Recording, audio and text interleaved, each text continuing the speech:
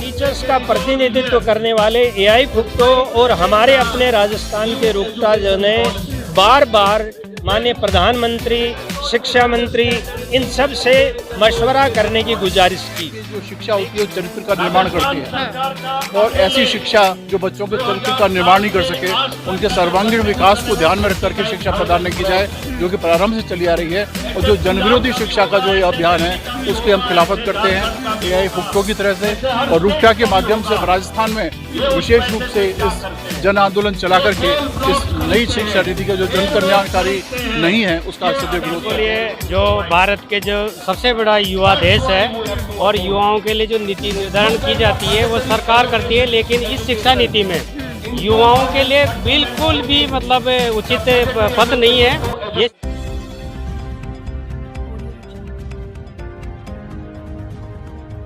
नमस्कार, आप देख रहे हैं दबंग दिल्ली और मैं हूं प्रिया। कहा जाता है शिक्षक जो है वो बच्चों का भविष्य बनाते हैं, लेकिन आज एक ऐसा दिन है जहां पर शिक्षक जो है वो जंतर मंतर पर खड़े हैं, धरना दे रहे हैं। हमारे साथ कुछ कॉलेजेस के और कुछ यूनिवर्सिटी के टीचर्स हैं, हम इनसे बातचीत करेंगे।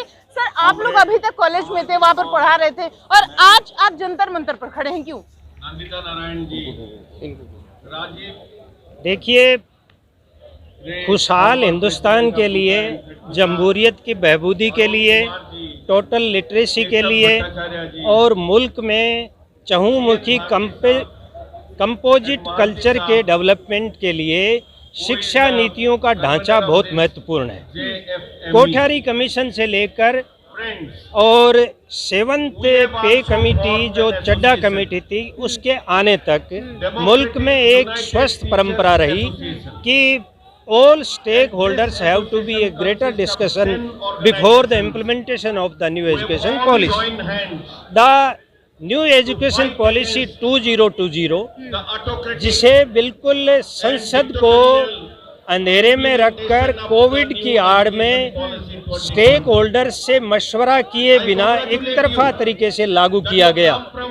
5 लाख से ज़्यादा टीचर्स का प्रतिनिधित्व करने वाले एआई फुक्टो और हमारे अपने राजस्थान के रूपताज ने बार बार माननीय प्रधानमंत्री, शिक्षा मंत्री इन सब से मशवरा करने की गुजारिश की, लेकिन वो एक खास एजेंडे के तहत नई शिक्षा नीति को एक तरफा तरीके से लागू करना चाहते हैं, जो वंचितों को शिक्षा से जोड़ेगी नहीं, जो डिप्राइव सेक्शन के हितों की हिफाजत कर नहीं पाएगी, जो मुल्क के विविधता में एकता के ताने बाने को नुकसान पहुंचाएगी। ऐसी शिक्षा नीति को चोर दरवाजे से लागू करने की उनकी जो योजना है उसकी मुखालफत करने के लिए देश भर से आज हम एआई फुक्टो और जेएफई के नेतृत्व में यहाँ इकट्ठे हैं। सरकार कह रही है कि जब हम एनईपी लागू कर देंगे, न्यू एजुकेशन पॉलिसी, उसके बाद जो परीक्षा होगा या फिर जो शिक्षा होगा उसका स्तर और बढ़ जाएगा।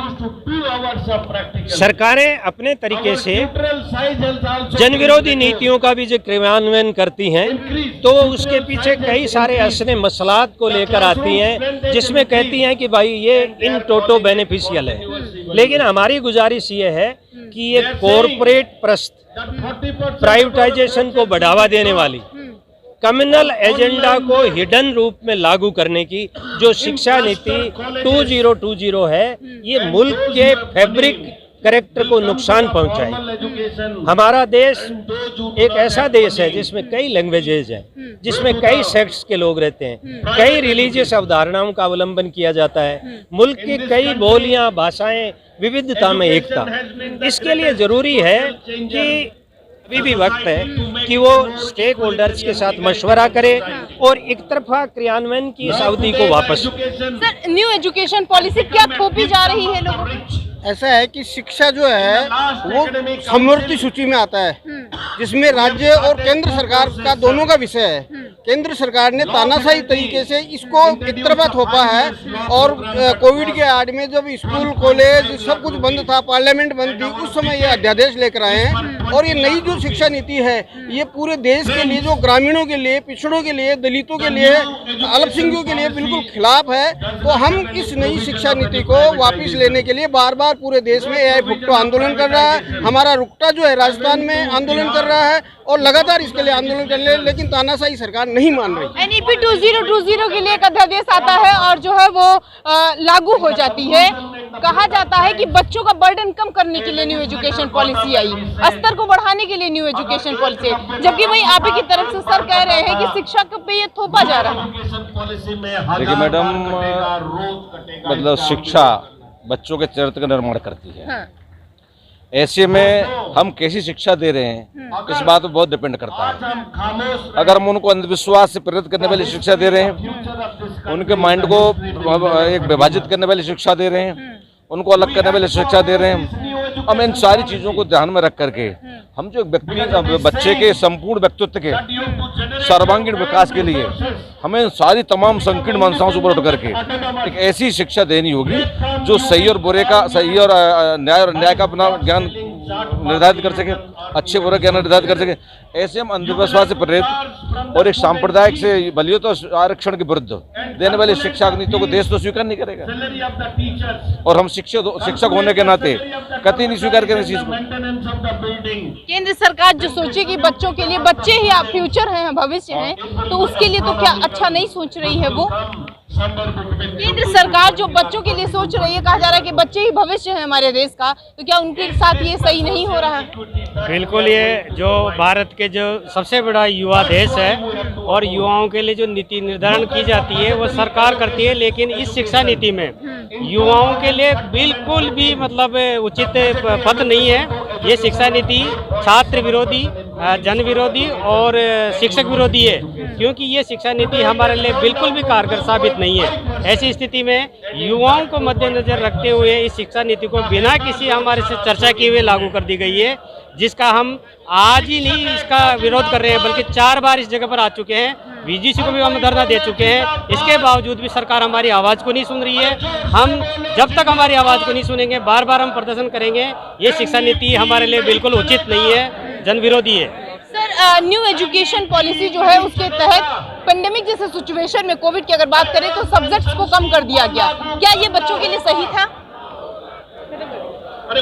देखिए, ड्यूरिंग पेंडेमिक पीरियड सिलेबाई को कम करने की बात में कोई नुकसान वाली बात नहीं थी। That was a very critical position and in such a situation cutting the syllabi is not condemnable there. But simultaneously ये भी बहुत आवश्यक है कि मुल्क के शिक्षा के ढांचे में जो सबसे जिनके लिए क्रियान्वयन है, विद्यार्थी, शिक्षक, अभिभावक, ये 3 कंपोनेंट हैं जो शिक्षार्थी के हितों की हिफाजत करने के लिए। चौथा कंपोनेंट गवर्नमेंट, इनकी सर्वोच्च संस्था पार्लियामेंट है। संसद में भी इस बात को अंधेरे में रखकर इसका एक तरफा क्रियान्वयन मैं समझता हूं कि मुल्क में एक खास किस्म का सामाजिक वातावरण बनाने की NDA की योजना का हिस्सा है, जो मैं समझता हूं कि राष्ट्र की बहबूदी के लिए ठीक नहीं है। दुनिया में एक तरफ तो हम विश्व गुरु बनने की बात करते हैं, एक तरफ तो हम चांद सितारों पर पहुंचने का सपना देख रहे हैं, और दूसरी तरफ में हम बिरला अंबानी कमेटी की आड़ में ये जो न्यू एजुकेशन पॉलिसी 2020 है, इसके उसी कंपोनेंट को लागू करना चाहते हैं। ये इसका पूरे देश का शिक्षक, विद्यार्थी, नौजवान, अभिभावक, आमजन, किसान, मजदूर, कामगार सब मिलकर प्रतिवाद करें। सर, NEP लागू हुआ और बहुत सारे लोगों को दिक्कत हुई, बच्चों को हुई, टीचर्स को हुई, शिक्षक को हुई, बहुत सारे लोग ऐसे थे।